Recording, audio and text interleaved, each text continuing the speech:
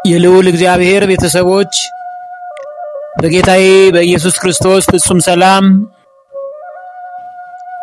እንደምን ቆያችሁኝ?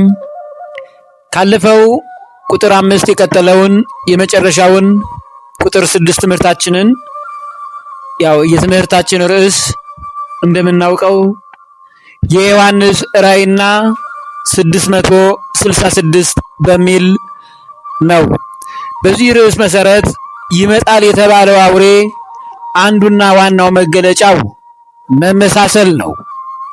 ሐሳዌ መሲሁ 666 አውሬው ሲመጣ ኢየሱስ ክርስቶስ የሰራውን ሥራ ደግሞ ለመስራት እርሱን መስሎ ነው። እግዚአብሔር የሚለው በኢትዮጵያ ቋንቋ አማርኛ ፊደላት በቁጥር 7 ያህል ናቸው ፊደላቶቹ።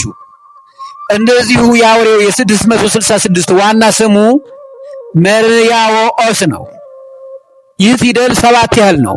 እግዚአብሔርን ነው የሚመስለው። እንደ ኢትዮጵያ አቆጣጠር እንደ ኢትዮጵያ ፊደል ቀመር በመባል ይጠራል። የፊደላቶቹ ቁጥር 7 ያህል ናቸው። ይህም አውሬ ክርስቶስን በመምሰል ቤተ መቅደስ ቤተ ክርስቲያን ውስጥ ድረስ በመግባት ብዙ ገቢረ ተአምራት ይሰራል። ይህንንም እውነተኛ ትምህርቱን ጌታችን መድኃኒታችን ኢየሱስ ክርስቶስ በመዋዕለ ስብከቱ ያስተማረውን እንስማ። የማቴዎስ ወንጌል ምዕራፍ 7 ከቁጥር 15-16 ላይ የበግ ለምድ ለብሰው ከሚመጡባችሁ በውስጣቸው ግን ነጣቂዎች ተኩላዎች ከሆኑ ከሐሰተኞች ነቢያት ተጠንቀቁ፣ ከፍሬያቸው ታውቋቸዋላችሁና ነው ያለው። የበግ ለምድ መጽሐፍ ቅዱስን ይዘው ከሚመጡባቸው ከነዚህ አደገኛ ተኩላዎች ነጣቂዎች ተጠበቁ ነው ያለው። ከሐሰተኞች ነቢያት ተጠንቀቁ። የትምህርታቸውን ፍሬ አማላጅነትን ክርስቶስን ፍጡር በማለት ከሆነ ያስደነግጣል። እነርሱንም ይመልሳቸው ከነዚህ ግን ተጠንቀቁ፣ ከፍሬያቸው ታውቋቸዋላችሁ። ኢየሱስ ሳይሉ ኢየሱስ ማለትን ያበዛሉና ይሄ ነው ፍሬያቸው።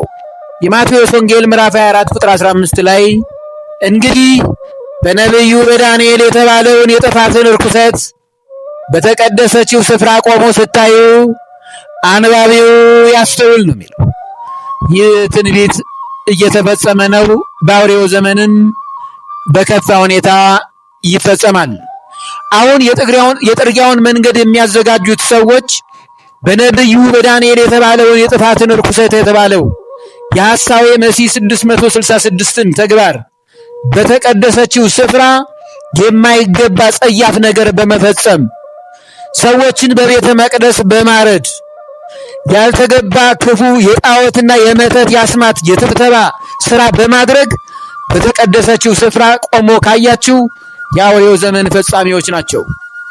ይህ ሊሆን ግድ ነውና ተጠንቀቁ። አንደኛ ዮሐንስ መልእክት ምዕራፍ 4 ቁጥር 1 ላይ ወዳጆች ሆይ መንፈስን ሁሉ አትመኑ፣ ነገር ግን መናፍስት ከእግዚአብሔር ሆነው እንደሆነ መርምሩ፣ ብዙዎች ሐሰተኞች ነቢያት ወደ ዓለም ወጥተዋልና ነው ያለው። የጠላት ዲያብሎስ አሽከር ሆነው ለምድ ለብሶ ሰንሰለት አስሮ ባህታዊ መስሎ ይመጣልሃል፣ ተጠንቀቅ። እውነተኞች ደግሞ አሉ፣ እነርሱን በምግባራቸው የፍሬያቸው ለዩአቸው።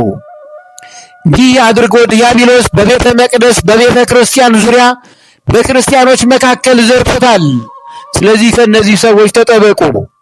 ይህንንም አውሬ የኢትዮጵያ ተወላጆች የሆኑ እንደሚከተሉት አስቀድመው ትንቢት ተነግሯል።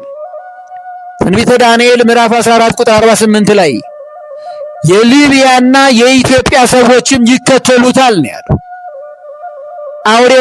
አውሬውን ደግሞ የሚያስነሳውን ኤልያስ የተባለውንም በአንድ ወቅት ኢትዮጵያውያን በ2000 ዓመተ ምህረት ገደማ በ2005 ዓመተ ምህረት ገደማ እንደ ኢትዮጵያ አቆጣጠር ነብዩ ኤልያስ መጥቷል። የመጣውም በኢትዮጵያ ምድር ላይ ነው። ኤልያስም ከመጣ ከ4 ዓመት በላይ ሆኖታል በማለት የውሃዎችን ለማሳት የተሞከረ አጋጣሚ ነበር። በጣም ታዋቂ የሆኑ አርቲስቶች የታወቁ ሰዎች ጭምር በዚህ ተታለው ነበር። ከመጣ 4 ዓመቱ ነው አሉ። ኤልያስ ከመጣ በኋላ 3 ዓመት ከመንፈቅ በትክክለኛውን የክርስቶስን አምላክነት አምኖ ዓለምም በዚያው ታልፋለች። የሚገርመው ሲጀመር ነብዩ ኤልያስ የሚመጣው ኢትዮጵያ ሀገር ሳይሆን ሀገረ እስራኤል ኢየሩሳሌም ነው። ጌታ የተሰቀለባት ናት ብለን ቅድም ከዮሐንስ ራእይ ላይ ምዕራፍ 11 እንዳየነው ማለት ይሄ ነው። ኢትዮጵያውያን ግን በኢትዮጵያ ሀገር መጥተዋል ብለው የሚያስተምሩ ሐሰተኞች ነቢያት ተነስተው ነበር። አሁን ስም አጠራራቸውም ጠፍቷል። አላውቅም በህቡ ምን እየሰሩ እንደሆነ። አውሬው 666 ለ3 ዓመት ከ6 ወራት ሲገለጥ ያን ጊዜ ነው ኤልያስ የሚመጣው። ይህን ደግሞ ብርሃነ ዓለም ሐዋርያው ቅዱስ ጳውሎስ ሁለተኛ ቆሮንቶስ ምዕራፍ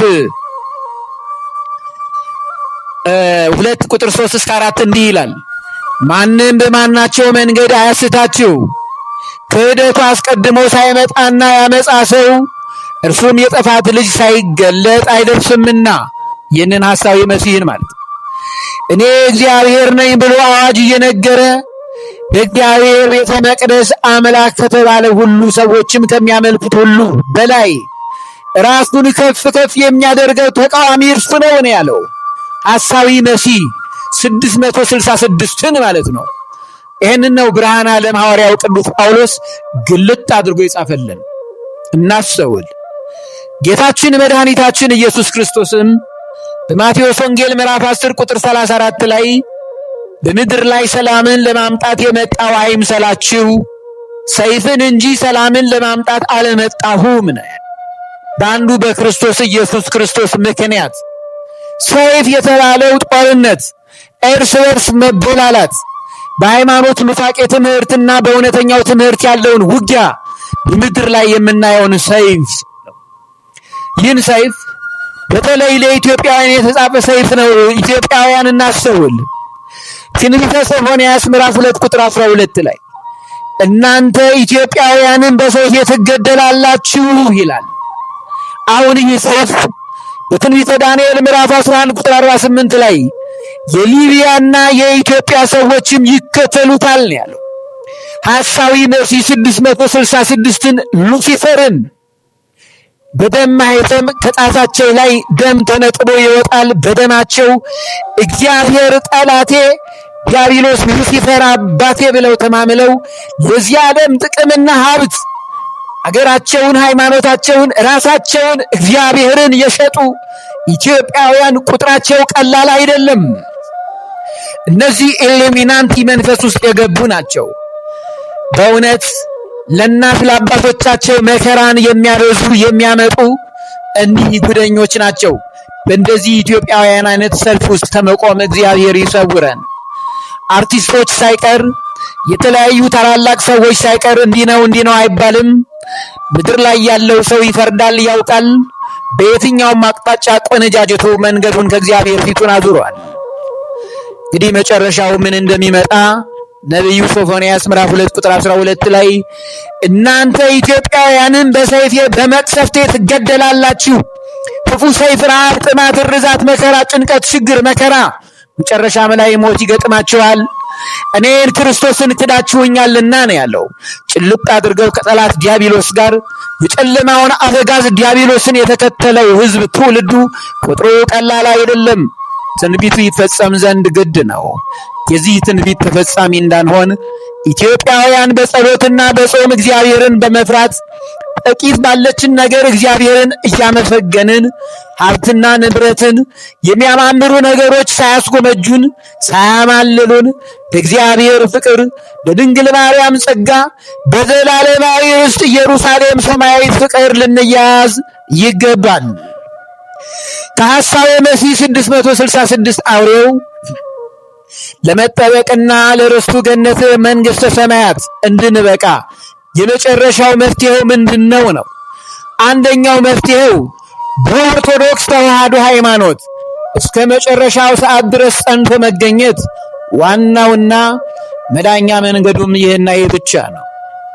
በዮሐንስ ራእይ ምዕራፍ 2 ቁጥር 25 ላይ ሌላ ሸክም አልጭንባችሁም፣ ነገር ግን እስክመጣ ድረስ ያላችሁን ጠብቁ። ያለን ጌታ አምላክ ክርስቶስ ኢየሱስ ነው። ያለችን እናታችን ቅድስት ድንግል ማርያም የጌታ እናት ናት። ያሉን ቅዱሳን መላእክት ናቸው። ያሉን ነቢያት፣ ሐዋርያት፣ ጻድቃን፣ ሰማዕታት በጸሎታቸው ይራዱናል። ያለችን አንዲት ቅድስት ቤተ ክርስቲያን ናት። ያለችን ኢየሩሳሌም ሰማያዊት ገነት መንግሥተ ሰማያት ናቸው። እስክመጣ ድረስ እነዚህን ጠብቁ። እስክመጣ ድረስ ያላችሁን ጠብቁ። ሌላው አንዲት ኦርቶዶክሳዊት ኩላዊት የሆነች ተዋህዶ ሃይማኖትን ጠብቁ ነው። ይሄ ነው። ሁለተኛው መፍትሄው ዕለት ዕለት ሳይታክቱ በጾምና በጸሎት መትጋት ነው። ይሄ ነው መፍትሄው ከእርሱ ለመጠበቅ። የማቴዎስ ወንጌል ምዕራፍ 24 ቁጥር 20 ላይ ሽሽታችሁ በክረምት ወይም በሰንበት እንዳይሆን ጸልዩ ነው ያለው። እንዳይሆን ጸልዩ።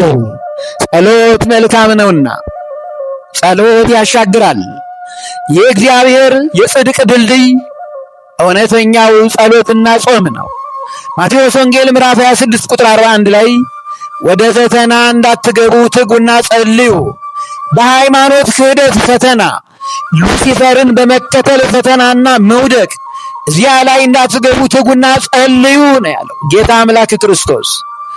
ኤፌሶን ምዕራፍ 5 ቁጥር 15-16 ላይ ብርሃነ ዓለም ሐዋርያው ቅዱስ ጳውሎስ እንዲህ አለ፣ እንግዲህ እንደ ጥበበኞች እንጂ ጥበብ እንደሌላቸው ሳይሆን እንዴት እንድትመላለሱ በጥንቃቄ ተጠበቁ፣ ቀኖች ክፉዎች ናቸውና ዘመኑን ዋጁ ነው ያለው።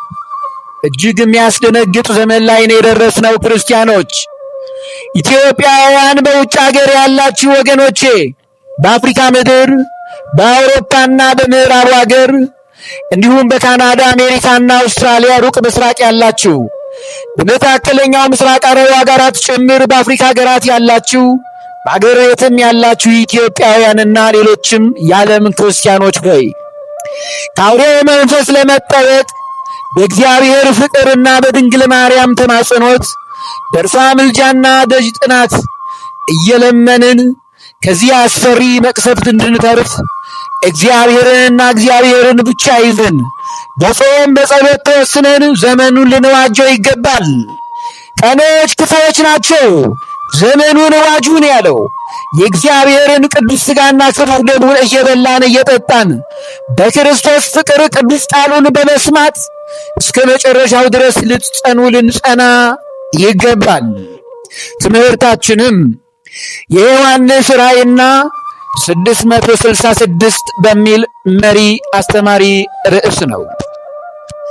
ይመጣል የተባለው አውሬ በሰው ቁመትና ቅርጽ ሰው ሆኖ ነገር ግን ግብሩ አውሬ የሆነው በጌታችን አምላካችን መድኃኒታችን ኢየሱስ ክርስቶስ ስም ተመሳስሎ የሚመጣውን በዮሐንስ ራእይ የተገለጠው ሐሳዌ መሲህ አውሬው 666ን ነው።